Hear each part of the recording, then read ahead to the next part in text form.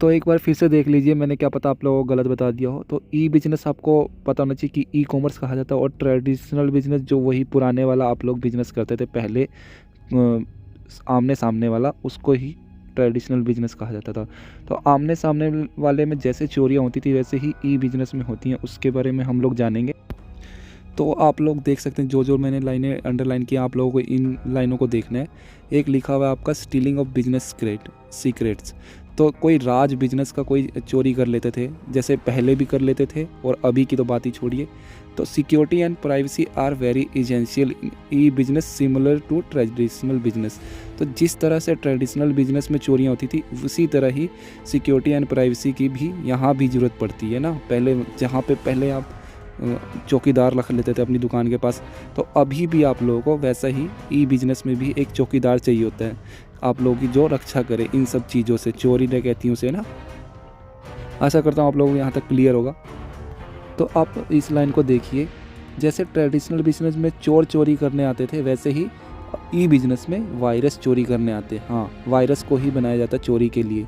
तो वायरस में also play havoc and can disturb power functioning of e business. तो आप लोग समझ सकते होंगे, वायरस ही हैं जो तबाही ला सकते हैं और डिस्टर्ब कर सकते हैं आपको, आपके ई बिजनेस को। तो इतना आप लोगों को क्लियर होगा। अब आप लोग ये जानिए कि साइबर क्राइम क्या होता है। ऑनलाइन चोरी को ही साइबर क्राइम कहा जाता है। जैसे वायरस को बनाया जाता है चोरी करने के लिए, तो आप लोग ये समझिए कि वायरस को साइबर क्राइम करने के लिए ही बनाया जाता है। साइबर क्राइम कोई भी बना सकता है, जैसे कि कोई हैकर या चोर, और वो वायरस की मदद से साइबर क्राइम कर सकता है।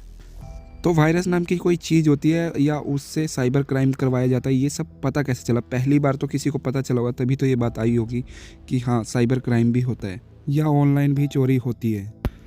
तो फर्स्ट केस आया था आपका 1966 में, जो कि एक प्रोग्रामर ने अपने बैंक में पैच लगा दिया था, जिसके कारण से उसके बैंक में कभी भी ओवरड्राफ्ट शो नहीं हुआ। और ओवरड्राफ्ट क्या होता है आप लोगों को ये पता होना चाहिए। ये एक तरह का चार्ज होता है। जब आपके अकाउंट का बैलेंस जीरो होता है तो बैंक वाले कुछ चार्ज लगाते हैं कि भाई आपका अकाउंट जीरो क्यों है। तो इसके लिए वो जुर्माना लगाते हैं कि आपने बैंक अकाउंट खुलवा रखा है और उसमें कुछ पैसा रखा ही नहीं हुआ है आप लोगों ने। ठीक है, तो उम्मीद है आप लोगों को ओवरड्राफ्ट समझ आ गया होगा। ये तो आपने जान लिया, पहला केस था साइबर क्राइम का। जैसे जैसे टाइम बीतता गया वैसे वैसे साइबर क्राइम के केस भी बढ़ते गए। तो कुछ वायरस तो ऐसे थे जो कि आपके ईमेल या जीमेल में आ जाते थे भेजने पर, मगर एक वायरस ऐसा भी था जिसका नाम बबल बॉय है, वो बिना जीमेल को खोले ही एक्टिव हो जाता था। तो ये तो थे छोटे मोटे वायरस, मगर सन 2000 में एक ऐसा वायरस आया जिसने पूरा ही कंप्यूटर, ऑनलाइन इंटरनेट पर तबाही मचा दी थी। उसका नाम था लव वायरस, और इसने बहुत ज़्यादा ट्रबल कर दी थी। और इसके अनुसार अंदाज़ा लगाया गया था कि सिर्फ इसने 1 घंटे में पूरे वर्ल्ड के 1000 मिलियन डॉलर का नुकसान किया था। और पूरे वर्ल्ड का मतलब क्या है आप लोग समझिए, यूएसए में सिर्फ इसने 330 मिलियन डॉलर का नुकसान किया, और इंडिया में इसने 450 करोड़ रुपए का नुकसान किया सिर्फ कुछ घंटों में। तो आप लोग अंदाज़ा लगा सकते हैं कि वायरस कोई बनाता है तो किस हद तक उसका यूज़ कर सकता है। और तो ये 10 तरीके दिए हुए कैसे कैसे एक वायरस या हैकर आपका इन्फॉर्मेशन चुराता है, आप लोग देखिए।